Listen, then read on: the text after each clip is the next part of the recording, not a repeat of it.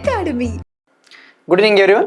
Welcome to Harish Academy. Today we will discuss December 2nd current affairs in detail.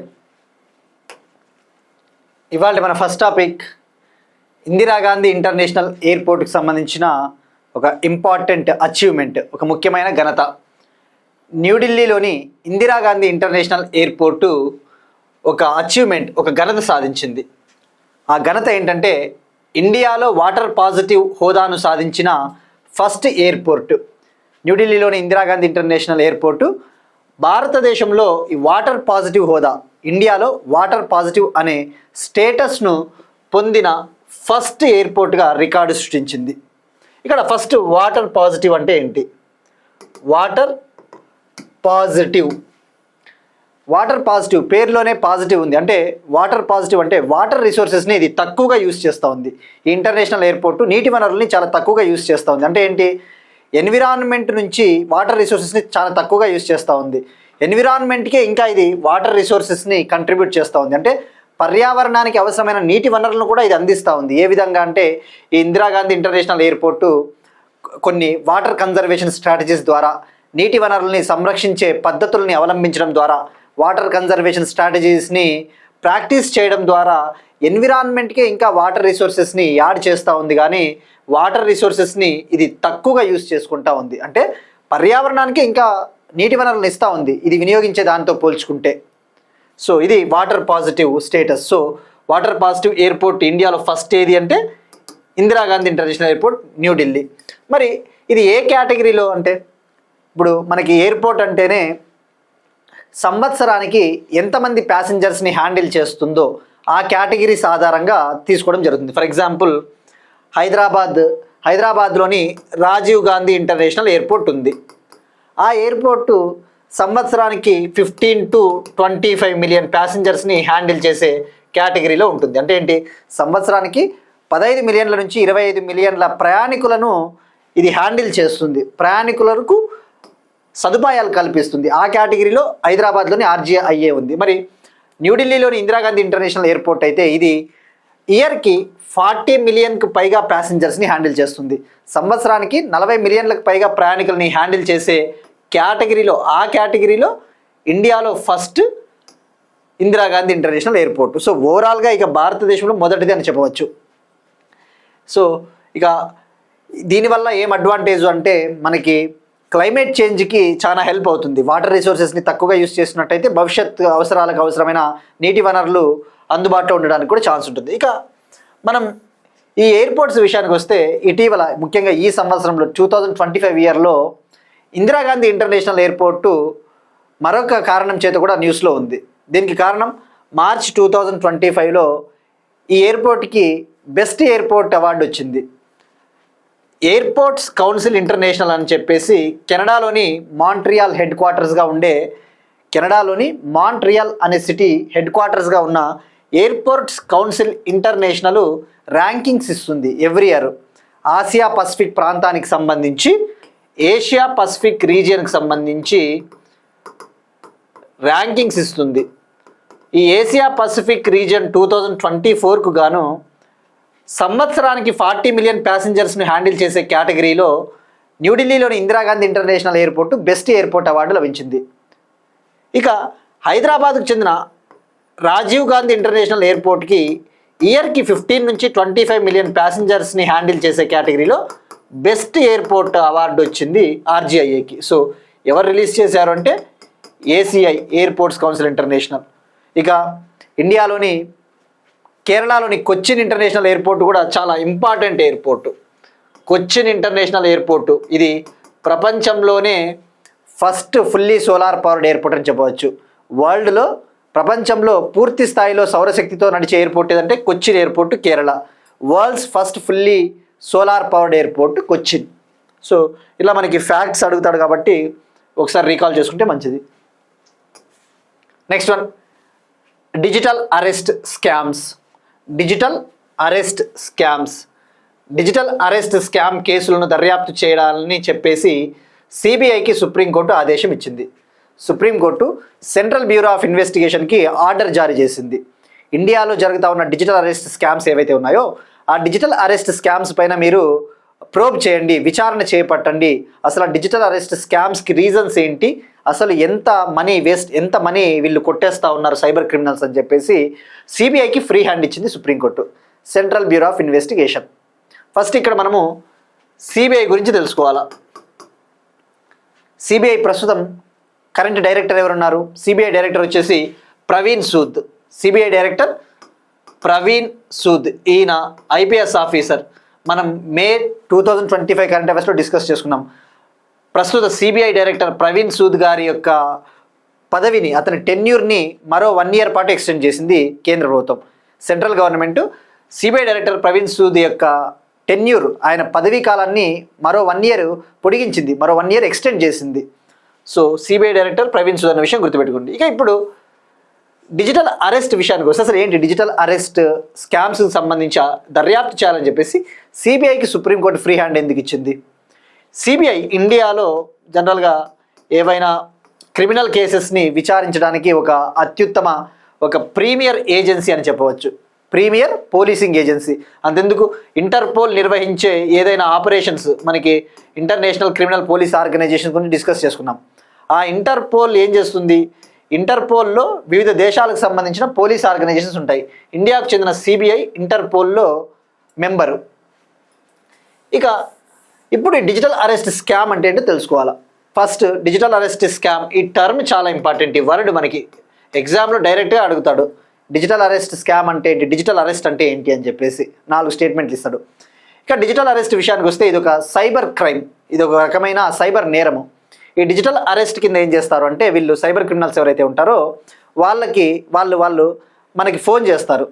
అంటే కొన్ని fake calls, fake numbers, fake calls ద్వారా call చేసి మనల్ని బెదిరిస్తారు. మీరు పలానా ఇల్లీగల్ యాక్టివిటీలో, పలానా అక్రమమైన కేసులో ఇరుక్కున్నారు, సో మీరు పోలీస్ విచారణకు హాజరు కావాల్సి ఉంటుంది, మీరు చేసిన ఈ నేరానికి, ఈ ఇల్లీగల్ యాక్టివిటీకి గాను మీకు చాలా శిక్ష పడుతుంది, సో దాన్ని తప్పించుకోవాలి అంటే మీరు ఫస్ట్ ఇంత డబ్బులు కట్టాలి, ఫైన్ మాదిరి ఇంత మనీ మీరు పే చేస్తే ఆ కేసు నుంచి మీరు తప్పించుకోవచ్చు అని చెప్పేసి సైబర్ క్రిమినల్స్ ఫేక్ డాక్యుమెంట్స్ కూడా చూపిస్తారు. మనకి వీడియో కాల్స్ చేసి ఈ ఫేక్ డాక్యుమెంట్స్ చూపించి మీరు ఈ క్రైమ్లో ఇరుక్కున్నారు అని చెప్పేసి. సో ఒక విధంగా చెప్పాలంటే మనల్ని భయభ్రాంతులకు గురి చేస్తారు ఆ సైబర్ క్రిమినల్స్. మేమే పోలీస్ అధికారులు, మేము గవర్నమెంట్ ఆఫీసర్స్ అన్నట్టుగా నమ్మబలికి మోసం చేసి డబ్బులు లాక్కుంటూ ఉంటారు, ముఖ్యంగా ఎల్డర్ పీపుల్ నుంచి, వృద్ధుల నుంచి. సో అది డిజిటల్ అరెస్ట్. మీరు చూస్తే ఏపీ గ్రూప్ 2 మెయిన్స్ 2025 ఫిబ్రవరిలో జరిగింది. డైరెక్ట్గా అడిగాడు క్వశ్చన్, ఏమని అడిగాడు? వాట్ ఈజ్ డిజిటల్ అరెస్ట్ అన్నాడు. డిజిటల్ అరెస్ట్ అంటే ఏంటి? సైబర్ నేరగాళ్ళు బాధితులను భయపెట్టేందుకు వాడే పదం అని ఒకటి అన్నాడు. ఇట్లా 4 ఆప్షన్స్ ఇచ్చాడు మనకి, డైరెక్ట్గా అడుగుతాడు. So digital arrest cyber criminals use చేసే ఒక వర్డ్. ఇప్పుడు మరి డిజిటల్ అరెస్ట్ విషయానికి వస్తే ఇటీవల సుప్రీంకోర్టుకి సబ్మిట్ చేసిన సెంట్రల్ గవర్నమెంట్ ఏదైతే నివేదిక ఉందో, ఇండియాలో ఈ డిజిటల్ అరెస్ట్ స్కామ్స్ వల్ల ఇప్పటికే నియర్లీ 3,000 crore 3,000 కోట్లు మనం నష్టపోయాము, ఇండియన్ సిటిజన్స్ నష్టపోయాము అని చెప్పేసి చెప్పింది. సో వీటిపైన యాక్షన్స్ తీసుకోండి. ముఖ్యంగా ఈ డిజిటల్ అరెస్ట్ స్కామ్లకి బ్యాంకర్స్ కూడా సహకరిస్తూ ఉంటారు, బ్యాంకు ఉద్యోగులు కూడా వాళ్ళు హెల్ప్ చేస్తూ ఉంటారు. ఏ విధంగా అంటే సైబర్ క్రిమినల్స్కి వాళ్ళు ఏ విధంగా హెల్ప్ చేస్తారు అంటే in the form of mule accounts రూపంలో సైబర్ క్రిమినల్స్కి వాళ్ళు హెల్ప్ చేస్తూ ఉంటారు. అట్లా వాళ్ళని కూడా గుర్తించి యాక్షన్ తీసుకుని చెప్పేసి సిబిఐకి ఆర్డర్స్ ఇచ్చింది. దీనికి సంబంధించి స్టేట్ గవర్నమెంట్స్ ఈ సిబిఐకి కన్సెంట్ ఇవ్వండి, మీరు ఆమోదం తెలపండి, సిబిఐని మీ స్టేట్లోకి ఎంటర్ చేయించి విచారణ చేయించండి అని చెప్పేసి చెప్పింది. సో ఇక్కడ మ్యూల్ అకౌంట్స్ అంటే ఏంటి? ఈ టర్మ్ ఇది చాలా ఇంపార్టెంట్. డైరెక్ట్గా అడుగుతాడు, మ్యూల్ అకౌంట్ అంటే ఏం లేదు, ఇది ఒక ఇల్లీగల్ బ్యాంక్ అకౌంట్స్. ఈ ఇల్లీగల్ బ్యాంక్ అకౌంట్స్ని బ్యాంకర్స్ సహాయంతో సైబర్ క్రిమినల్స్ క్రియేట్ చేసుకుంటారు.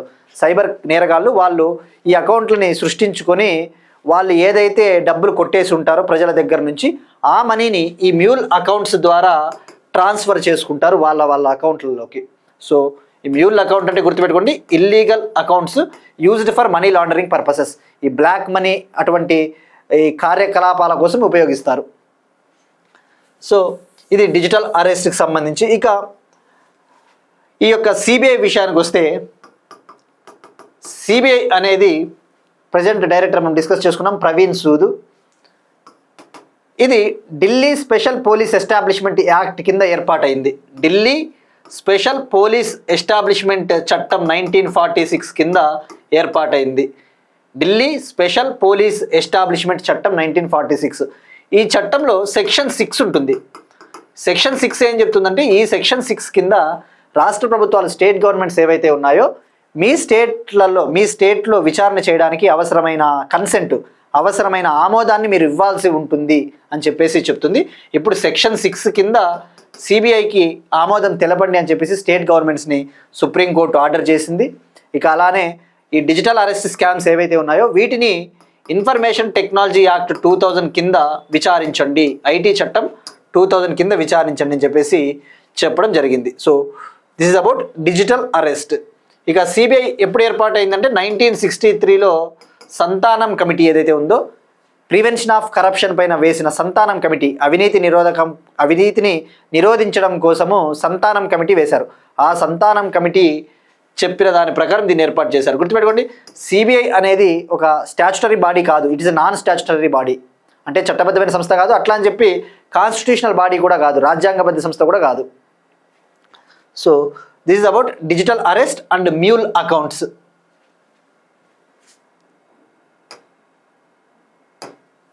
నెక్స్ట్ వన్ కేరళ రాజ్ భవన్, ఇక లోక్ భవన్. నిన్న మనం డిస్కస్ చేసుకున్నాం. ఈ యొక్క గవర్నర్ యొక్క అధికారిక నివాసం, అఫీషియల్ రెసిడెన్స్ ఆఫ్ గవర్నర్ ఏదైతే ఉంటుందో, అఫీషియల్ రెసిడెన్స్ ఆఫ్ గవర్నర్ని రాజ్ భవన్గా పిలుస్తారు. గవర్నర్ గారి అధికారిక నివాసం అయితే రాజ్ భవన్, లెఫ్టినెంట్ గవర్నర్ గారి యొక్క అధికారిక నివాసం అయితే Raj Niwas. Official residence of lieutenant governor Raj Niwas. ఇప్పుడు ఆ పేర్లను చేంజ్ చేయాలని చెప్పేసి నిన్న ministry of home affairs state గవర్నమెంట్స్కి లెటర్ రాసింది. ఆల్రెడీ వెస్ట్ బెంగాల్ గవర్నమెంట్, వెస్ట్ బెంగాల్ రాజ్ భవన్ పేరుని లోక్ భవన్ పేరుగా మార్చింది. లడక్ లెఫ్టినెంట్ గవర్నర్ కవీందర్ గుప్తా గారు కూడా రాజ్ నివాస్ని కాస్త లోక్ నివాస్గా మార్చారు. ఇప్పుడు కేరళ గవర్నరు రాజేంద్ర విశ్వనాథ్ అర్లేకర్ గారు కూడా, ఆయన కూడా రాజ్ భవన్ని లోక్ భవన్గా పేరు మారుస్తా ఉన్నట్టు ప్రకటించారు. సో ఓవరాల్గా ఇప్పటికీ 2 రాష్ట్రాలు, ఒక యూటీ నిర్ణయం తీసుకునిందన్న విషయం అర్థమవుతుంది. ఇక ఎందుకు మరి మార్పు చేయాలి అనుకుంటా ఉన్నారు పేర్లు అంటే, ఈ రాజ్ భవన్, రాజ్ నివాస్ అనే నేమ్స్ అనేవి కొలోనియలిజం కాలం నాటివి, బ్రిటిష్ కాలం నాటి పేర్లు కాబట్టి వాటి ఆనవాళ్ళు మనకు ఉండకూడదన్న ఉద్దేశంతో దీన్ని చేయడం మొదలుపెట్టారు. Next one again name changing of names. ఉత్తరప్రదేశ్లోని ఫజిల్ నగర్ పేరు మార్పు. ఉత్తరప్రదేశ్ చీఫ్ మినిస్టర్ యోగి ఆదిత్యనాథ్ గారు ఉత్తరప్రదేశ్లోని కుషీనగర్ జిల్లాలో ఉన్న ఫజిల్ నగర్ అనే ఒక టౌన్ని పావనగరి అనే టౌన్గా నేమ్ చేంజ్ చేస్తూ ఉన్నట్టు, పేరు మారుస్తూ ఉన్నట్టు ప్రకటించారు. దానికి సంబంధించి గవర్నమెంట్ ఆల్రెడీ యాక్షన్స్ స్టార్ట్ చేసింది. మరి ఇక్కడ ఫజిల్ నగర్ పేరు పావనగరి మార్పు, పావనగరిగా అంటే అసలు పావనగరి ఎందుకు పెట్టారు పేరు? మనము ఏన్షియంట్ హిస్టరీలో జైనిజం చదువుతాం. ప్రాచీన చరిత్రలో జైనిజం గురించి చదివినప్పుడు ఈ జైనిజం మత ఫౌండరు మహావీర వర్ధమానుడు. ఆయన నిర్వాణం పొందిన ప్రదేశము బీహార్లోని పావపురి. అంటే నిర్వాణం అంటే ఆయన మరణించిన ప్రదేశం. లార్డ్ మహావీర ఆయన ఎక్కడ మరణించారు? బీహార్లోని పావపురి. అంటే ఎన్లైటన్మెంట్, నిర్వాణము అంటే జైన మతంలో నిర్వాణము అంటే ఎన్లైటన్మెంటు, అంటే ఇక మోక్షం వచ్చింది అన్నట్టుగా అర్థం వస్తుంది. సో అంత ఆయన పేరు, ఆయన స్మారకార్థము ఫజిల్ నగర్ పేరును కాస్త పావనగరిగా మార్చాలని చెప్పేసి యూపీ గవర్నమెంట్ నిర్ణయం తీసుకుంది. సో ఇక్కడ గుర్తుపెట్టుకోవాల్సింది, పావపురి ఎక్కడ ఉంది అంటే బీహార్. లార్డ్ మహావీర అక్కడే మహాపరినిర్వాణం మరణించారు. నెక్స్ట్ వన్, ఇక ఆంధ్రప్రదేశ్ కరెంట్ అఫైర్స్ విషయానికి వస్తే అపాయింట్మెంట్స్. ఆంధ్రప్రదేశ్కి సంబంధించి ఆంధ్రప్రదేశ్ న్యూ చీఫ్ సెక్రటరీగా జి సాయి ప్రసాద్ గారు. ఆంధ్రప్రదేశ్ గవర్నమెంట్కి కొత్త కొత్త ప్రధాన కార్యదర్శిగా ఆంధ్రప్రదేశ్ ప్రభుత్వము జి సాయి ప్రసాద్ గారిని నియమించింది. జి సాయి ప్రసాద్ ప్రస్తుతం ఆంధ్రప్రదేశ్ గవర్నమెంట్కి చీఫ్ సెక్రటరీ ప్రధాన కార్యదర్శిగా కె విజయానంద్ ఐఏఎస్ ఉన్నారు. ఆయన స్థానంలో G Sai Prasad IAS officer. ఈయన 1991 బ్యాచ్కు చెందిన ఐఏఎస్ ఆఫీసర్. ఈయన్ని నియమించడం జరిగింది. ఇక తెలంగాణ కరెంట్ అఫైర్స్ విషయానికి వస్తే, భారతదేశంలో మొదటి ఎర్త్ సైన్సెస్ యూనివర్సిటీ. భారతదేశంలో మొట్టమొదటి earth sciences university. Countries first earth sciences university. భారతదేశంలోనే మొట్టమొదటి ఎర్త్ సైన్సెస్ యూనివర్సిటీని ఇవాళ తెలంగాణ చీఫ్ మినిస్టర్ రేవంత్ రెడ్డి గారు భద్రాద్రి కొత్తగూడెం డిస్టిక్లోని పాల్వంచ వద్ద, భద్రాద్రి కొత్తగూడెం డిస్టిక్ పాల్వంచలో ఇవాళ ప్రారంభించారు, ఇనాగ్రేట్ చేశారు. మరి ఇక్కడ ఎర్త్ సైన్సెస్ యూనివర్సిటీ అంటే ఏంటి? ఎర్త్ సైన్సెస్ అంటే మనకి మైనింగ్ కొన్ని ఇప్పుడు మనం ఏ విధంగా అయితే గ్రాడ్యుయేషన్లో ఎలక్ట్రానిక్స్, ఎలక్ట్రికల్, సివిల్ ఇంజనీరింగ్ అలా చదువుతామో, ఎర్త్ సైన్సెస్ ఇప్పుడు అండర్ గ్రాడ్యుయేషన్లో కావచ్చు, పోస్ట్ గ్రాడ్యుయేషన్లో ఎర్త్ సైన్సెస్కి సంబంధించిన కొన్ని కోర్సులు స్టూడెంట్స్ చదువుతారు. ఉదాహరణకు జియాలజీ, జియోఫిజిక్స్ అంటే ఏంటి? మైనింగ్ రంగము. ఈ మైనింగ్ రంగానికి సంబంధించిన కోర్సులు, జియోకెమిస్ట్రీ, ఎన్విరాన్మెంటల్ సైన్సెస్, కొన్ని రకాల కోర్సెస్ చదువుతారు. ఈ కోర్సెస్ని ఎర్త్ సైన్సెస్ కోర్సెస్ అంటారు. సో ఇప్పుడు ఆ ఎర్త్ సైన్సెస్ కోర్సెస్ని స్టూడెంట్స్కి అందించడం కోసం, ప్రొవైడ్ చేయడం కోసము ఫస్ట్ టైం ఇండియాలో ఒక ఎర్త్ సైన్సెస్ యూనివర్సిటీని భద్రాద్రి కొత్తగూడెం డిస్టిక్లోని పాల్వంచలో ఏర్పాటు చేయడం జరిగింది. మరి అయితే ఇక్కడ దీనికి ఏమైనా పేరు పెట్టారా? మనం ఇక్కడ చూస్తే ఇమేజ్లో మాజీ ప్రధానమంత్రి doctor Manmohan Singh, farmer prime minister of India doctor Manmohan Singh గారు ఉన్నారు. అయితే ఈ యూనివర్సిటీకి డాక్టర్ మన్మోహన్ సింగ్ గారి పేరు పెట్టడం జరిగింది. సో ఈ యూనివర్సిటీ పేరు doctor Manmohan Singh earth sciences university. Doctor Manmohan Singh earth sciences university. దీన్ని తెలంగాణ గవర్నమెంట్ 300 ఎకర్స్లో డెవలప్ చేస్తూ ఉంది. 300 ఎకరాలలో 500 crore దీనికోసం 500 crore కేటాయించారు. 500 కోట్లు కేటాయించారు. ఏం కోర్సులు కొత్తగా ఇంట్రొడ్యూస్ చేస్తూ ఉన్నారంటే geology, geophysics, geochemistry, environmental science, both under graduation courses, post graduation courses అందించబోతూ ఉన్నారు. ఇక ప్రతి ప్రోగ్రాంలోనూ 60 సీట్స్ ఉంటాయి. ప్రతి కోర్సులోనూ 60 సీట్లు ఉంటాయి. ఇక మన్మోహన్ సింగ్ గారి విషయానికి వస్తే, ఇటీవల మన్మోహన్ సింగ్ గారి పేరును తెలంగాణ గవర్నమెంటు హైదరాబాద్లోని ఒక ఫ్లైఓవర్కి పేరు పెట్టింది. హైదరాబాద్లో సెకండ్ లాంగెస్ట్ ఫ్లైఓవర్కి మన్మోహన్ సింగ్ గారి పేరు పెట్టడం జరిగింది. హైదరాబాద్లో 2వ అత్యంత పొడవైన ఫ్లైఓవర్కి మన్మోహన్ సింగ్ గారి పేరు పెట్టడం జరిగింది. అలానే కర్ణాటకలోని బెంగళూరు సిటీ యూనివర్సిటీకి మన్మోహన్ సింగ్ యూనివర్సిటీ పేరు పెట్టింది కర్ణాటక. సో ఈ మధ్యన నేమ్ చేంజెస్ ఎక్కువగా న్యూస్లో ఉన్నాయి కాబట్టి ఇవి మనకి ఫ్యాక్ట్స్ రూపంలో వెళ్ళిపోతాయి. నెక్స్ట్ వన్ అగైన్ తెలంగాణకు సంబంధించి, తెలంగాణలో Vantara conservatory, Ajay Devgn film studio. Telangana rising global summit December 8th నుంచి 9th వరకు జరగబోతుందని చెప్పేసి మనం తెలుసుకున్నాం. డిసెంబర్ 8th, 9th ఈ 2 రోజుల పాటు తెలంగాణ రైజింగ్ గ్లోబల్ సమ్మిట్ జరగబోతూ ఉంది. ఎక్కడ? హైదరాబాద్లోని భారత్ ఫ్యూచర్ సిటీ. ఇండియాలో నిర్మిస్తూ ఉన్న ఫ్యూచర్ సిటీ కదా, India's first future city, Bharat future city. మరి ఇక్కడ కొన్ని ఎంఓయూలు కుదుర్చుకోబోతా ఉంది తెలంగాణ ప్రభుత్వం, కొన్ని ఎంఓయూస్. ఆ ఒప్పందాల్లో భాగంగా తెలంగాణలో ఒక వంతారా కన్జర్వేటరీ, అలానే బాలీవుడ్ యాక్టర్ అజయ్ దేవ్గన్ గారు హైదరాబాద్లో ఒక ఫిల్మ్ స్టూడియోను నిర్మించబోతా ఉన్నారు, డెవలప్ చేయబోతా ఉన్నారు. మరి ఇక్కడ వంతారా కన్జర్వేటరీ ఏంటి? ఇది హైదరాబాద్లో ఏర్పాటు చేయబోతున్నారు. వంతారా మనం తెలుసుకున్నాం కదా, వంతారా అనేది ఇది ఆసియాలోనే అతిపెద్ద వన్యప్రాణుల సంరక్షణ కేంద్రము, Asia's largest wild life rescue and rehabilitation centre.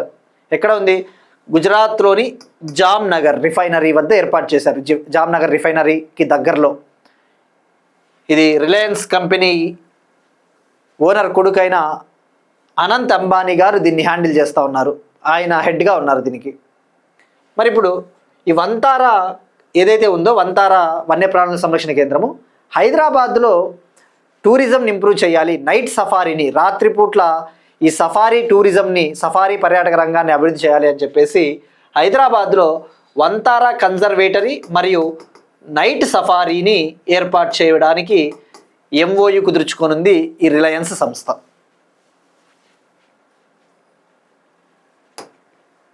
Next one ఎకానమీకి సంబంధించి ఈ-శ్రమ్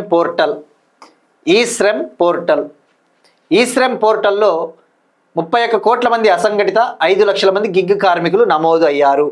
గవర్నమెంట్ ఆఫ్ ఇండియా ఈ-శ్రమ్ పోర్టల్కి సంబంధించి డేటాను రిలీజ్ చేసింది.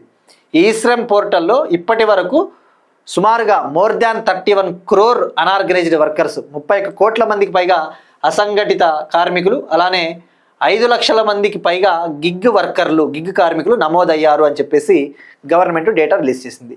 ఫస్ట్ ఇక్కడ అసంఘటిత కార్మికులు అంటే ఎవరు? అనార్గనైజ్డ్ వర్కర్స్ అంటే కాంట్రాక్ట్ పనులు చేసేవాళ్ళు, ముఖ్యంగా ఏదైనా కన్స్ట్రక్షన్ పనులలో ఈ ఇండ్లు బిల్డింగ్లు కట్టే కార్మికులు ఉంటారు కదా, అసంఘటిత కార్మికులు అంటే వాళ్ళకి సోషల్ సెక్యూరిటీ ఉండదు, వాళ్ళకి నెల ఏం పర్ఫెక్ట్ ఇంత శాలరీ అనేమి ఉండదు, రోజు పని చేస్తే రోజు శాలరీ, పని చేయకపోతే శాలరీ ఉండదు, వాళ్ళని అసంఘటిత కార్మికులు అంటారు. ఈ అసంఘటిత కార్మికులకి సోషల్ సెక్యూరిటీ, సామాజిక భద్రత ఉండదు సరిగా. సో వాళ్ళకి సోషల్ సెక్యూరిటీని అందించాలి. సామాజిక భద్రత అంటే ఏంటి? సామాజిక భద్రత అంటే పెన్షన్లు కావచ్చు, అటువంటివి, హెల్త్ బెనిఫిట్స్, ఆరోగ్యపరమైన సదుపాయాలు అంటే ఇన్సూరెన్స్ ఫెసిలిటీస్, ఇన్సూరెన్స్ సదుపాయాలు, అటువంటివి కల్పించడం కోసము కేంద్ర ప్రభుత్వం, ముఖ్యంగా ministry of labour and employment, కార్మిక మంత్రిత్వ శాఖ 2021 ఆగస్ట్ 26న 2021 సంవత్సరం ఆగస్ట్ 26న 2021 ఆగస్ట్ 26న ఈ-శ్రమ్ అనే ఒక డేటాబేస్ని లాంచ్ చేసింది. ఈ-శ్రమ్ అనే ఒక పోర్టల్, ఇది ఒక national database of unorganised workers అని చెప్పవచ్చు. ఈ అసంఘటిత కార్మికులకి ఒక డేటాబేసు. మరి దీనివల్ల ఏం ఉపయోగం అంటే, ఈ ఈ-శ్రమ్ పోర్టల్లో ఎవరైతే కార్మికులు, అసంఘటిత కార్మికులు వాళ్ళు రిజిస్టర్ చేసుకుంటే వాళ్ళకి ఇటువంటి బెనిఫిట్స్, ఇటువంటి లబ్ధి చేకూరుతుంది, సామాజిక భద్రత, హెల్త్ బెనిఫిట్స్, ఇటువంటివన్నీ కూడా. మరి ఈ-శ్రమ్ పోర్టల్లో రిజిస్టర్ చేసుకున్న తర్వాత ప్రతి లేబర్కి, ప్రతి కార్మికుడికి ఒక ఐడెంటిటీ నెంబర్ ఇస్తారు, ఒక ఐడెంటిటీ నెంబర్, దాన్నే యూనివర్సల్ అకౌంట్ నెంబర్ అంటారు. యూనివర్సల్ అకౌంట్ నెంబర్ ప్రతి లేబర్కి, ప్రతి కార్మికుడికి ఒక యూనిక్ ఐడెంటిటీ నెంబర్, అంటే ఒకరికి ఇచ్చిన నెంబర్ ఇంకొకరికి ఇవ్వరు, ఏ విధంగా అయితే మన ఆధార్ ఎట్లనో అట్లా. సో మరి ఈ-శ్రమ్ పోర్టల్ కింద ఎవరైతే రిజిస్టర్ చేసుకుంటారో ప్రతి కార్మికుడికి యూనివర్సల్ అకౌంట్ నెంబర్ ఇవ్వడం జరుగుతుంది. ఇవి ఎన్ని డిజిట్లు అంటే 12 డిజిట్ నెంబర్, 12 డిజిట్. ఆ విషయం గుర్తుపెట్టుకోండి, ఎందుకంటే స్టేట్మెంట్లలో ఇస్తాడు వాడు.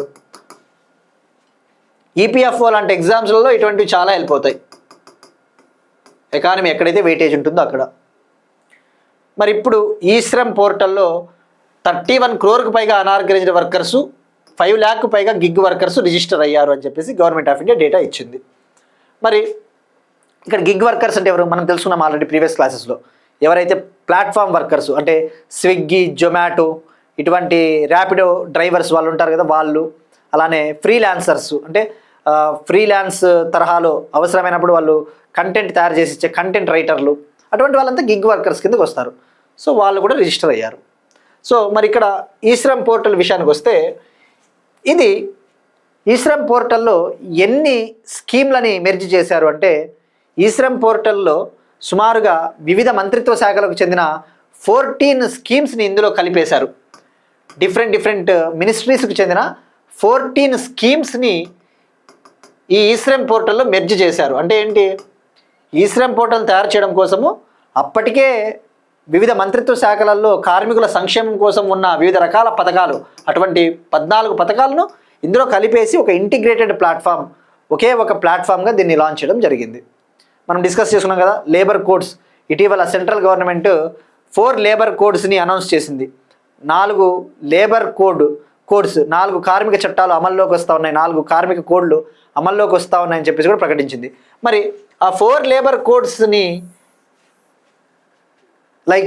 ఎలా ప్రిపేర్ చేశారు అంటే, అప్పటికే కార్మికుల సంక్షేమం కోసం ఉన్న వివిధ రకాల చట్టాలు ఏవైతే ఉంటాయో అటువంటి చట్టాలన్నీ కూడా విలీనం చేసి ఇది చేశారు.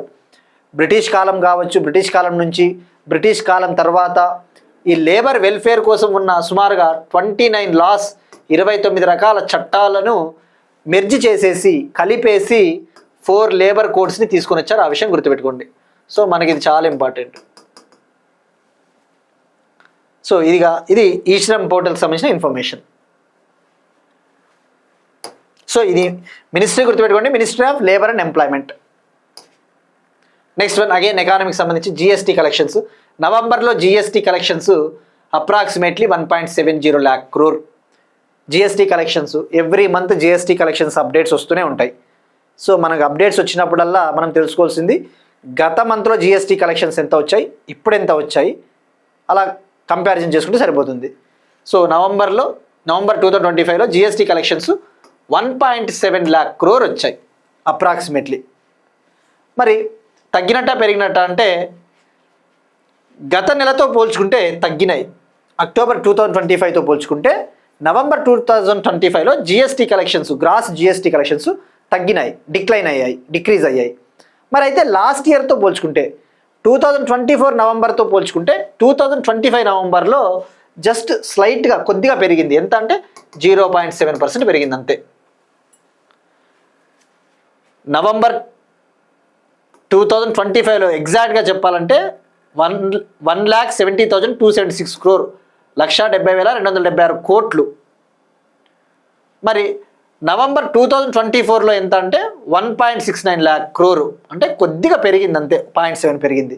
మరి అక్టోబర్ 2025 తీసుకుంటే అక్టోబర్లో 1.95 lakh crore తగ్గింది. మరి ఎందుకు తగ్గింది, కారణాలు ఏంటి, ఏమని చెప్తా ఉందంటే మనం డిస్కస్ చేసుకున్నాం కదా, సెప్టెంబర్ 22 నుంచి జిఎస్టీ రీఫార్మ్స్ అమల్లోకి వచ్చాయి.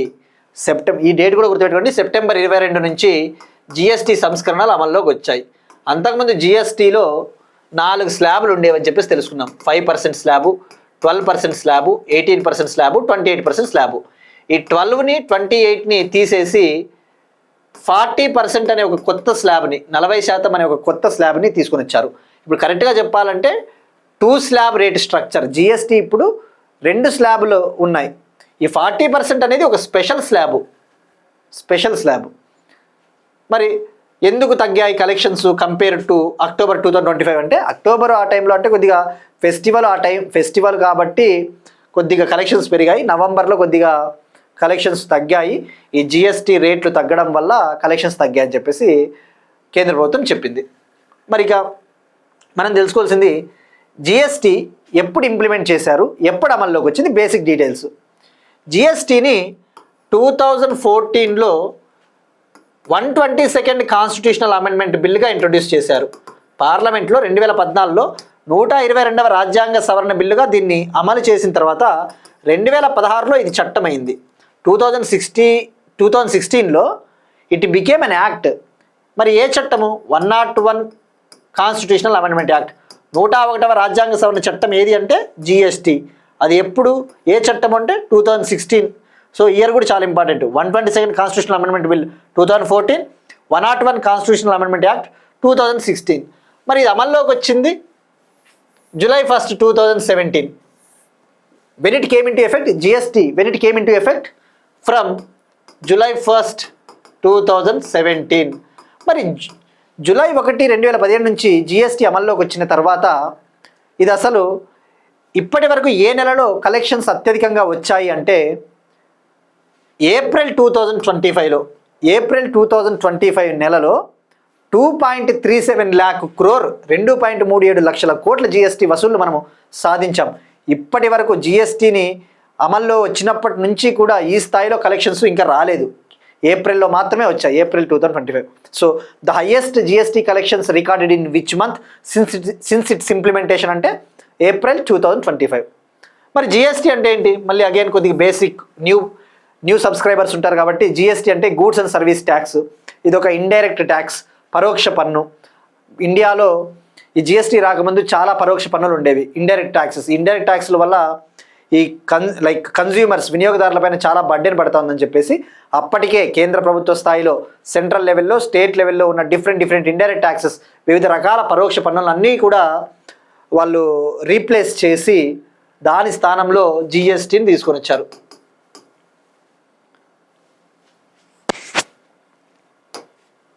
ఇక ఇప్పుడు క్వశ్చన్ చూద్దాం. ఇది వోల్కానోస్కి సంబంధించి. ఇటీవల 2 వోల్కనస్ న్యూస్లో ఉన్నాయి కాబట్టి దానికి సంబంధించి సెమెరు వోల్కానిక్ ఎరప్షన్. సెమెరు అనే అగ్నిపర్వతం ఇటీవల విస్ఫోటనం చెందింది, బద్దలైంది, అది ఎరప్ట్ అయింది, అది ఏ కంట్రీ? ఇది ట్రై చేయండి. అలానే హేలీ గుబ్బి వోల్కానిక్ ఎరప్షన్ ఏ కంట్రీలో జరిగింది? దాదాపు 10,000 ఏళ్ల తర్వాత 10,000 ఇయర్స్ తర్వాత ఒక కంట్రీలో హేలీ గుబ్బి అనే వోల్కానో ఎరప్ట్ అయింది, బద్దలైంది, అది ఏ కంట్రీ? సో ఇవి రెండింటికి ట్రై చేయండి. ఇంకొక క్వశ్చన్, ఇటీవల మనం డిస్కస్ చేసిన టాపిక్కి లింక్డ్ ఏపీ గ్రూప్ 2 మెయిన్స్ 2025లో అడిగిన క్వశ్చన్ ఏమని అడిగాడంటే, సైట్స్ అనే ఒక కన్వెన్షన్ ఉంది కదా పర్యావరణానికి సంబంధించి, ఎన్విరాన్మెంట్లో సైట్స్ అనే ఒక కన్వెన్షన్, ఒక నిబంధన ఉంది. ఆ సైట్స్ అనేది దాన్నే ఏ విధంగా పిలుస్తారు? Geneva సమావేశము, Kyoto protocol, Washington సమావేశము, Paris ఒప్పందం. సైట్స్ అంటే ఏంటి? అంతరించిపోతున్న జంతుజాలము మరియు పక్షి జాతులలో అంతర్జాతీయ వాణిజ్యంపై సమావేశం. Convention on international trade in endangered species of wild fauna and flora. అంటే ఏంటి? ఈ అంతరించిపోతా ఉన్న మొక్కలు, జంతువులు ఏవైతే ఉంటాయో వాటిని వాణిజ్యం చేయకూడదు, వాటిని ఎగుమతి చేయకూడదు, దిగుమతి చేసుకోకూడదు అని చెప్పేసి సైట్స్ అనే ఒక నిబంధనని, సైట్స్ అనే కన్వెన్షన్ తెచ్చారు. మరి అది ఏ కన్వెన్షన్ ద్వారా ఏర్పాటైంది? దాని పేరు జెనీవా సమావేశమా, Geneva convention, Kyoto protocol, Washington convention, Paris agreement. మనము వంతారా కాన్సెప్ట్ని డిస్కస్ చేసుకునేటప్పుడు ఇటీవల CITES conference of party CITES ఏమని గుర్తింపించింది? వంతారాకి గ్లోబల్ ఎక్సలెన్స్ హబ్గా గుర్తింపించింది. వంతారాలో ఎటువంటి ఇల్లీగల్ యాక్టివిటీస్ జరగటం లేదని చెప్పేసి అప్పుడు డిస్కస్ చేసుకున్నాం. సైట్స్ ఎప్పుడు ఏర్పాటైంది, దీన్నే ఏమని పిలుస్తారు అని చెప్పేసి. సో దీన్ని ట్రై చేయండి తప్పకుండా. ఇక నిన్న అడిగిన క్వశ్చన్కి వంతారా ఎక్కడ ఉందంటే గుజరాత్లోని జామ్నగర్, అనంత్ అంబానీ గారిది. ఇది ఒక ప్రైవేట్ వన్యప్రాణుల సంరక్షణ కేంద్రం. నెక్స్ట్ వన్ అగైన్ ఎకానమీకి సంబంధించి ఇంకొక topic, Sanchar Saathi app. Sanchar Saathi app న్యూస్లో ఉంది. సంచార్ సాథీ యాప్ అనేది ఇది department of telecommunication app. Department of telecommunication ఉంది కదా, మినిస్ట్రీ ఆఫ్ కమ్యూనికేషన్, సమాచార మంత్రిత్వ శాఖ కింద ఉండే టెలికమ్యూనికేషన్ విభాగము లాంచ్ చేసిన ఒక మొబైల్ అప్లికేషన్. ఇప్పుడు ఈ సంచార్ సాథీ యాప్కి సంబంధించి స్మార్ట్ ఫోన్ మ్యానుఫ్యాక్చరర్స్ ఎవరైతే ఉంటారో, ఈ స్మార్ట్ ఫోన్స్, ఈ మొబైల్స్ను తయారు చేసే కంపెనీలు ఏవైతే ఉంటాయో ఆ కంపెనీలకి department of telecommunication order issue చేసింది. ఆ ఆర్డర్ ఏంటి అంటే, మీరు తప్పకుండా మొబైల్ ఫోన్స్లలో, కొత్తగా అమ్మబోయే మొబైల్ ఫోన్స్లలో ఈ సంచార్ సాథీ యాప్ను ప్రీ ఇన్స్టాల్ చేయండి, ముందుగానే దీన్ని ఇన్స్టాల్ చేసి పెట్టండి, ఇన్స్టాల్ చేసిన తర్వాతే యూజర్స్కి అమ్మండి అని చెప్పేసి చెప్పింది. మరి ఈ కాంటెక్స్లో సంచార్ సాథీ యాప్ అంటే ఏంటి? సంచార్ సాథీ యాప్ అనేది ఇది ఒక టెలికమ్యూనికేషన్ సెక్యూరిటీ యాప్ అని చెప్పవచ్చు. మనం ఇప్పుడు చూస్తూ ఉన్నాం, మనకి ఏవైనా మొబైల్ ఫోన్స్ పోయినట్టయితే, మనం మొబైల్ ఫోన్స్ పోగొట్టుకుంటే ఆ మొబైల్ ఫోన్స్ని వీళ్ళు సెకండ్ హ్యాండ్ మార్కెట్లో అమ్మేస్తూ ఉంటారు. సో అటువంటి ఫేక్ సేల్స్ని ఆపాలి అంటే సంచార్ సాథీ అనే ఒక యాప్ అవసరం అని చెప్పేసి దీన్ని తీసుకురావడం జరిగింది డిపార్ట్మెంట్ ఆఫ్ టెలికమ్యూనికేషన్. 2023లో సంచార్ సాథీ అనే దాన్ని ఒక వెబ్ ప్లాట్ఫామ్గా లాంచ్ చేశారు. అంటే ఏంటి? ఒక వెబ్సైట్ మాదిరి వెబ్ పోర్టల్ రూపంలో 2023 మేలో లాంచ్ చేయడం జరిగింది. కానీ ఒక మొబైల్ అప్లికేషన్ పరంగా అయితే 2023లో లాంచ్ చేశారు, కానీ ఇది వెబ్ పోర్టల్ రూపంలో ఉంది, వెబ్సైట్ రూపంలో ఉంది సంచార్ సాథీ. కానీ 2025 జనవరి 17న 2025 జనవరి 17న ఈ సంవత్సరం దీన్ని యాప్ రూపంలో కూడా లాంచ్ చేశారు, మొబైల్ అప్లికేషన్ రూపంలో కూడా లాంచ్ చేశారు. మరి ఇప్పుడు ఏం చెప్పిందంటే ఇది గవర్నమెంట్ ఆఫ్ ఇండియా, మీరు మార్చ్ 2026 నుంచి, మార్చ్ 2026 నుంచి ఏవైతే న్యూ మొబైల్ ఫోన్స్ అమ్ముతారో, కొత్త మొబైల్ ఫోన్స్ అమ్ముతారో ఆ మొబైల్ ఫోన్స్లో తప్పకుండా ఈ అప్లికేషన్ని ప్రీ ఇన్స్టాల్ చేయండి, ముందుగానే ఇన్స్టాల్ చేయండి. ఒకవేళ ఆల్రెడీ మార్కెట్లో మొబైల్ ఫోన్స్ ఉంటే ఓఎస్ సాఫ్ట్వేర్ అప్డేట్ చేయడం ద్వారా ఆల్రెడీ మార్కెట్లో ఉన్న మొబైల్ ఫోన్స్లో కూడా ఈ యాప్ని ఇన్స్టాల్ చేయండి అని చెప్పేసి చెప్పింది. వన్స్ ఈ యాప్ని కనుక ఇన్స్టాల్ చేసుకున్నట్టయితే దీన్ని యూజర్స్ డిజేబుల్ చేయలేరు, అంటే దీన్ని తొలగించలేరు. మరి ఎందుకు అంటే మనం చూస్తూ ఉంటాం, ముఖ్యంగా మొబైల్ ఫోన్స్ విషయానికి వస్తే ఈ మధ్యన టెలికామ్ స్కామ్స్ ఎక్కువ అయిపోయాయి. ఈ మొబైల్ ఫోన్ పైన IMEI అనే ఒక నెంబర్ ఉంటుంది. IMEI నెంబర్ అనే ఒక ఐడెంటిటీ నెంబర్, ఒక యూనిక్ ఐడెంటిటీ నెంబర్. మనం కొత్త మొబైల్ ఫోన్ కొన్నప్పుడు దానిపైన IMEI నెంబర్ ఉంటుంది ఆ బాక్స్ పైన. ఈ IMEI నెంబర్ ఏం చేస్తుందంటే, ఒకవేళ మన మొబైల్ ఫోన్ అనేది పోగొట్టుకుపోయినా, ఎవరైనా కొట్టేసినా, మనం ఇమ్మీడియట్గా ఆ IMEI నెంబర్ని కనుక బ్లాక్ చేసినట్టయితే, బ్లాక్ లిస్ట్ చేసినట్టయితే వేరే వాళ్ళు యూజ్ చేయలేరు. కానీ జనరల్గా ఏం జరుగుతుంటుందంటే, ఈ IMEI నెంబర్ని వీళ్ళు సేమ్ IMEI నెంబర్ని యూజ్ చేస్తూ ఉంటారు. మన మొబైల్ ఫోన్ పోయిన తర్వాత కూడా దాన్ని సెకండ్ హ్యాండ్ మార్కెట్లో అమ్ముతూ ఉంటారు. సో అసలు ఏ మొబైల్ ఫోన్ జెన్యూను, ఏ మొబైల్ ఫోన్ అనేది నిజమైనది, ఏ IMEI నెంబర్ అనేది ఒరిజినల్ అని చెప్పేసి తెలుసుకోవడం కోసమే సంచార్ సాథి యాప్ని లాంచ్ చేయడం జరిగింది. ఈ సంచార్ సాథి యాప్ ద్వారా కేవలం ఒక్క నెలలోనే 50,000 లాస్ట్ ఫోన్స్ని రికవర్ చేశారు. ఒక్క నెలలోనే 50,000 ఫోన్స్ని రికవరీ చేశారు కేంద్ర ప్రభుత్వ ఏజెన్సీలు. సో మెయిన్గా చెప్పాలంటే టెలికామ్ స్కామ్స్ని కంట్రోల్ చేయాలి అన్నదే ముఖ్య ఉద్దేశం. సో ఇక్కడ గుర్తుపెట్టుకోండి, వాడు స్టేట్మెంట్లలో అడుగుతాడు 2023లో లాంచ్ చేశారు అంటే, ఎస్ లాంచ్ చేశారు, బట్ వెబ్సైట్ రూపంలో లాంచ్ చేశారు. మొబైల్ అప్లికేషన్ రూపంలో మాత్రము ఎప్పుడు లాంచ్ చేశారంటే 25 Jan 17 మినిస్ట్రీ ఆఫ్ కమ్యూనికేషన్. ఇక సైన్స్ అండ్ టెక్నాలజీ విషయానికి వస్తే కరెంట్ అఫైర్స్, డిఫెన్స్కి సంబంధించి Heron mark 2 drones, Heron mark 2 unmanned aerial vehicles drones ఇవి. ఈ హెరాన్ మార్క్ 2 డ్రోన్స్ని ఇండియన్ ఆర్మ్డ్ ఫోర్సెస్, భారత భద్రతా దళాలు ఇంకా పర్చేస్ చేయాలి, కొనుక్కోవాలి, ప్రొక్యూర్ చేయాలని చెప్పేసి గవర్నమెంట్ ఆఫ్ ఇండియా భావిస్తూ ఉంది. మరి ఇక్కడ ఈ హెరాన్ మార్క్ 2 డ్రోన్స్ ఏ కంట్రీ నుంచి మనము పర్చేస్ చేయబోతా ఉన్నామంటే ఇజ్రాయెల్ నుంచి, ఇజ్రాయెల్ కంట్రీ నుంచి. ఇటీవల ఇండియన్ గవర్నమెంట్ May 7th నిర్వహించిన ఆపరేషన్ సింధూర్లో కూడా ఈ హెరాన్ డ్రోన్స్ని యూజ్ చేశారు. గుర్తుపెట్టుకోండి, ఆపరేషన్ సింధూర్లో వీటిని యూజ్ చేశారు. ఇవి ఇజ్రాయెల్కు చెందినవి అత్యాధునికమైన డ్రోన్లు. మరి ఇప్పుడు ఆల్రెడీ ఈ హెరాన్ మార్క్ 2 డ్రోన్స్ని Indian army, Indian air force use చేస్తూ ఉంది, ఉపయోగిస్తూ ఉంది. ఇప్పుడు తొలిసారిగా for the first time Indian navy కూడా వీటిని పర్చేస్ చేయబోతోంది, కొనుగోలు చేయబోతూ ఉంది. మరి ఇక్కడ హెరాన్ మార్క్ 2 డ్రోన్స్ న్యూస్లో ఉన్నప్పుడు వాటి ఫీచర్స్ ఏంటో తెలుసుకోవాలి, వాటి యొక్క లక్షణాలు. దీని ఎండ్యూరెన్స్ 45 hours. ఎండ్యూరెన్స్ అంటే వన్స్ ఈ డ్రోన్ని లాంచ్ చేసిన తర్వాత గాలిలో 45 గంటల పాటు ఎగురుతూ ఆపరేషన్స్, అటాక్స్ చేయగలదు. So endurance 45 hours. రేంజ్ వచ్చేసి 1000 kilometers వితౌట్ రీఫ్యూయలింగ్. అంటే ఇంధనం నింపాల్సిన అవసరం లేకుండానే, ఒకసారి ఇంధనం నింపిన తర్వాత మళ్ళీ ఇంధనాన్ని నింపాల్సిన అవసరం లేకుండానే 1000 kilometers వెళ్తుంది ఇది రేంజ్.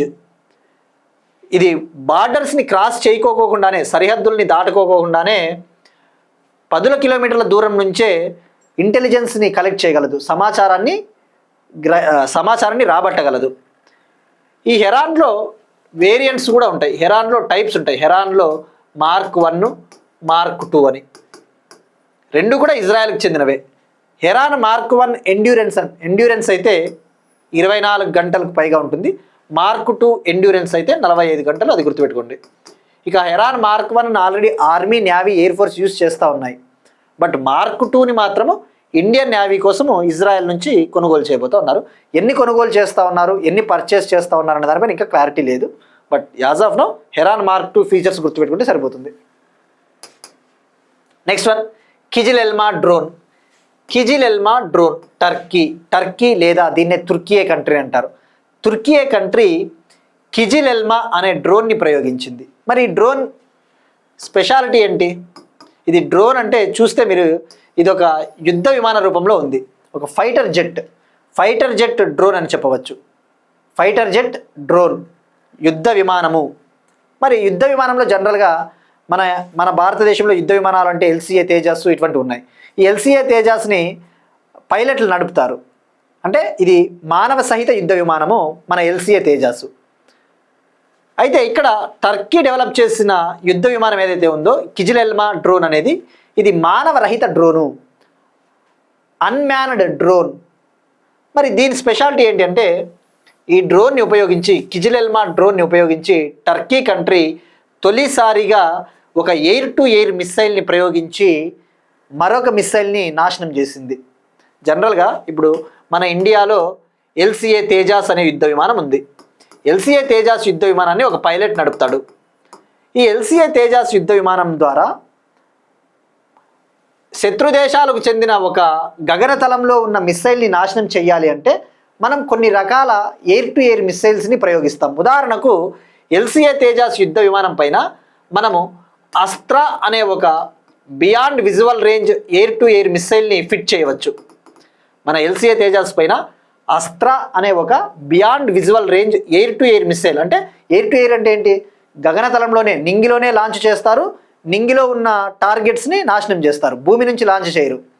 సో ఈ అస్త్రా అనే ఒక beyond visual range air to air మిస్సైల్ని ఎల్సిఏ తేజాస్కి ఫిట్ చేసి ఈ అస్త్రా మిస్సైల్ని లాంచ్ చేస్తే గగనతలంలో ఉన్న శత్రు దేశానికి చెందిన టార్గెట్ని నాశనం చేయగలదు.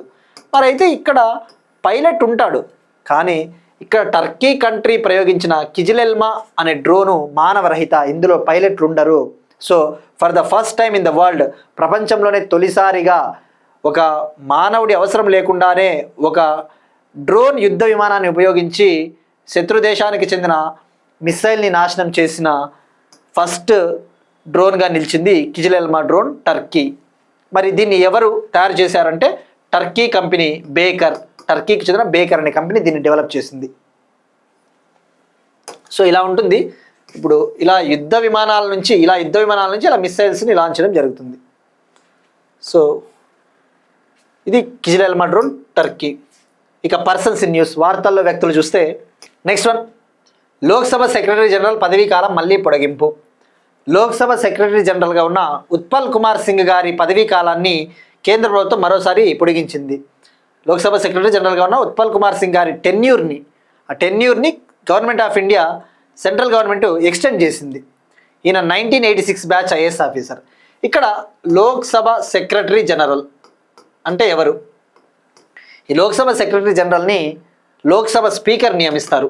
అపాయింట్ చేసేది ఎవరు అంటే Lok Sabha speaker. He will be appointed by Lok Sabha speaker. మరి ఈయన రోల్ ఏంటి? ఈ స్పీకర్కి అవసరమైన కార్యకలాపాలలో ఈయన సహకరిస్తారు. అంటే లోక్సభ సెక్రటరియేట్కి అడ్మినిస్ట్రేటివ్ హెడ్గా ఉంటారు. లోక్సభ సెక్రటరియేట్కి అడ్మినిస్ట్రేటివ్ హెడ్గా ఈయన ఉంటారు, Lok Sabha secretary general. Next one, again persons in news. ఇటలీకి చెందిన టెన్నిస్ దిగ్గజం నికోలా పిట్రాంజలి కన్నుమూత. ఇటలీకి చెందిన top tennis player Nicola Pietrangeli, ఈయన 92 ఇయర్స్ ఏజ్లో మరణించారు. మరి ఇక్కడ ఈయనకున్న స్పెషాలిటీ ఏంటి? మనకి పర్సన్స్ ఇన్ న్యూస్ వార్తలో ఉన్నప్పుడు ఆయన ఏ కంట్రీకి చెందినవారు మనం తెలుసుకున్నాం కదా, ఏ రంగానికి చెందినవారు. నికోలా పిట్రాంజలి అంటే ఈయన టెన్నిస్ ప్లేయర్. మరి ప్రజెంట్ టెన్నిస్లో ఇటలీ అంటేనే గుర్తొచ్చేది జన్నిక్ సిన్నర్ అనే టెన్నిస్ ప్లేయర్. ప్రస్తుతం world number 2 tennis male player. పురుషుల విభాగంలో ప్రపంచంలో 2వ స్థానంలో ఉన్న టెన్నిస్ ప్లేయర్ జన్నిక్ సిన్నర్, ఇటలీకి చెందినవారు. మరి ఈ నికోలా పిట్రాంజలి అనే ఆయన ఇటలీకి ఫస్ట్ గ్రాండ్ స్లామ్ టైటిల్ అందించిన ప్లేయరు. ఇటలీకి ఫస్ట్ గ్రాండ్ స్లామ్ టైటిల్ అంటే US open, French tennis tournament, Wimbledon tennis tournament ఇవి ఉన్నాయి కదా, అటువంటివి. సో ఇటలీకి first grand slam tennis tournament అందించిన ప్లేయరు నికోలా పిట్రాంజలి. వరుసగా 2 టైమ్స్ గ్రాండ్ స్లామ్ టైటిల్ని గెలుపొందాడు. 1959లో ఫ్రెంచ్ ఓపెన్ని విన్ అయ్యాడు, 1960లో కూడా ఫ్రెంచ్ ఓపెన్ని విన్ అయ్యాడు. అలానే టెన్నిస్ హాల్ ఆఫ్ ఫేమ్లో చోటు దక్కించుకున్న ఏకైక Italy player. Tennis hall of ఫేమ్లో ప్లేస్ పొందిన ఓన్లీ ఇటాలియన్ ప్లేయర్. మరి ఇక ఇటలీ అంటేనే ఈ మధ్యన మనకి టెన్నిస్ పరంగా వార్తల్లో ఎక్కువగా ఉంది. మనం ఇటీవల డిస్కస్ చేసుకున్నాం డేవిస్ కప్ టెన్నిస్ టోర్నమెంట్, పురుషుల విభాగంలో జరిగే టీమ్ టెన్నిస్ టోర్నమెంట్ డేవిస్ కప్ని ఎవరు గెలుపొందారు అంటే ఇటీవల ఇటలీ 4వసారి గెలుపొందింది, 4వసారి. అలానే మహిళల విభాగంలో జరిగే team tennis tournament Billie Jean King cup అంటారు కదా, బిల్లీ జీన్ కప్. ఈ బిల్లీ జీన్ కప్ ఇది కూడా మనం డిస్కస్ చేసుకున్నాం ప్రీవియస్ క్లాసెస్ కరెంట్ అఫైర్స్లో. ఇది మహిళల విభాగంలో జరిగే టీమ్ టెన్నిస్ టోర్నమెంటు. ఈ టోర్నమెంట్ని కూడా ఈ సంవత్సరము ఇటలీ టీమే గెలుచుకునింది. సో అట్లా గుర్తుపెట్టుకుంటే సరిపోతుంది. Next one, Oxford word of the year. United Kingdom కంట్రీకి చెందిన Oxford word of the year, Oxford dictionary word of the year 2025 సంవత్సరానికి గాను వర్డ్ని ప్రకటించింది. ఈ మేటి పదం ఈ సంవత్సరానికి బెస్ట్ వర్డ్, ఆ వర్డ్ వచ్చేసి రేజ్ బెయిట్ అనే వర్డ్. రేజ్ బెయిట్ అనే వర్డ్, ఈ వర్డ్ని సెలెక్ట్ చేసింది, పోలింగ్ నిర్వహించింది. పోలింగ్లో ఈ వర్డ్కి ఎక్కువ మంది ఓటు వేశారు. మరి ఇక్కడ రేజ్ బెయిట్ అంటే ఏంటి? ఇది ఒక ఆన్లైన్ కంటెంట్ వర్డ్ అని చెప్పవచ్చు. మనం ఆన్లైన్లో చాలామంది ఏం చేస్తూ ఉంటారు, వ్యూస్ ఎక్కువ రావడం కోసము, మనీ ఎక్కువ సంపాదించడానికి, కామెంట్స్ ఎక్కువ సంపాదించడానికి జనరల్గా కొంతమంది రేజ్ బెయిట్ అనే పేరిట కంటెంట్ని క్రియేట్ చేస్తూ ఉంటారు. అంటే ఏంటి, లైక్ విద్వేషాలు రెచ్చగొట్టేలా ఒక హేట్రెడ్ కంటెంట్ మనం చూస్తూ ఉంటాం కదా, కులాల మధ్యన మతాల మధ్యన చిచ్చు పెడతా ఉంటారు. అటువంటి కంటెంట్ని పోస్ట్ చేస్తూ ఉంటారు, తద్వారా వ్యూస్ పెరుగుతాయి, వాళ్ళకి మనీ బాగా వస్తుందన్నమాట. సో అటువంటి కంటెంట్కి సంబంధించిన పదమే రేజ్ బెయిట్. సో వీక్షకుల సంఖ్యను పెంచడానికి, ఆగ్రహము నిస్పృహ వంటి భావాల్ని రెచ్చగొట్టేలా ఆన్లైన్ కంటెంట్ని సృష్టించడాన్ని తెలియజెప్పే ఒక ఇంగ్లీష్ వర్డే రేజ్ బెయిట్. ఇక ఇటీవల కేంబ్రిడ్జ్ యూనివర్సిటీ కూడా వర్డ్ ఆఫ్ ద ఇయర్ 2025గా పారాసోషల్ అనే ఒక పదాన్ని డిక్లేర్ చేసిందని చెప్పేసి కూడా తెలుసుకుందాం. Cambridge word of the year parasocial అంటే ఏంటి? ఇప్పుడు పారాసోషల్ అంటే ఇప్పుడు సోషల్ మీడియా సెలబ్రిటీస్ ఎవరైనా ఉంటారు, వాళ్ళని మనం అభిమానిస్తూ ఉంటాము. వాళ్ళ ఇళ్ళల్లో పెళ్లి జరిగినా, ఆ పెళ్లి జరిగితే మన ఇంట్లో పెళ్లి జరిగినట్టు, వాళ్ళ ఇళ్ళల్లో పెళ్లి జరిగితే మన ఇంట్లో పెళ్లి జరిగినట్టు మనం ఎక్కువగా హ్యాపీగా ఫీల్ అయిపోతూ ఉంటాం. అంటే వాళ్ళు ఎవరో మనకి తెలియకపోయినప్పటికీ కూడా మనం వాళ్ళతో ఎమోషనల్గా కనెక్ట్ అవుతాం because of social media. So parasocial అంటే it's a social connection with unknown people. So ఇది కేంబ్రిడ్జ్ పదము. ఇక స్పోర్ట్స్ విషయానికి వస్తే 41st గవర్నర్స్ గోల్డ్ కప్ 41వ గవర్నర్ గోల్డ్ కప్ను గెలుచుకున్న రాజస్థాన్ యునైటెడ్ ఎఫ్సి టీం. 41వ గవర్నర్ గోల్డ్ కప్ను గెలుచుకున్న రాజస్థాన్ యునైటెడ్ ఎఫ్సి. ఇక్కడ గవర్నర్ గోల్డ్ కప్ అనేది ఇది ఒక football tournament, football cup. Every year ప్రతి సంవత్సరం కూడా సిక్కిం రాష్ట్రం నిర్వహించే ఒక ఫుట్బాల్ టోర్నమెంట్. ఈ సంవత్సరం 41వ ఎడిషన్ 41 గవర్నర్ గోల్డ్ కప్ని Rajasthan united football club team గెలుచుకునింది. ఫైనల్లో సర్వీసెస్ టీం పైన 1-0 గోల్స్ తేడాతో విన్ అయ్యింది. మరి ఎక్కడ జరిగింది ఈ టోర్నమెంట్ ఫైనల్ అంటే సిక్కింలోని పల్జోర్ స్టేడియంలో దీన్ని ఈ టోర్నమెంట్ నిర్వహించేది సిక్కిం ఫుట్బాల్ అసోసియేషన్. ఇందులో ఈ టోర్నమెంట్లో 16 టీమ్స్ పార్టిసిపేట్ చేశాయి, 16 టీంలు పాల్గొన్నాయి. ఇవి ఇవాళ కరెంట్ అఫైర్స్. మనం ఒకసారి క్విక్గా రికాప్ చేద్దాం.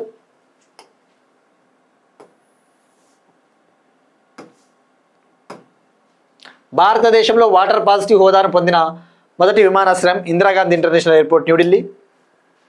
డిజిటల్ అరెస్ట్ స్కామ్లను దర్యాప్తు చేయాలని సిబిఐకు సుప్రీంకోర్టు ఆదేశం.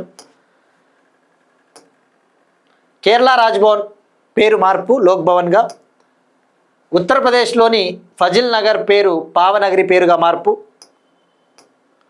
వైజాగ్లో 55 మీటర్స్ స్కైవాక్ గ్లాస్ బ్రిడ్జ్ ప్రారంభం. ఆంధ్రప్రదేశ్ కొత్త చీఫ్ సెక్రటరీగా జి సాయి ప్రసాద్ గారు.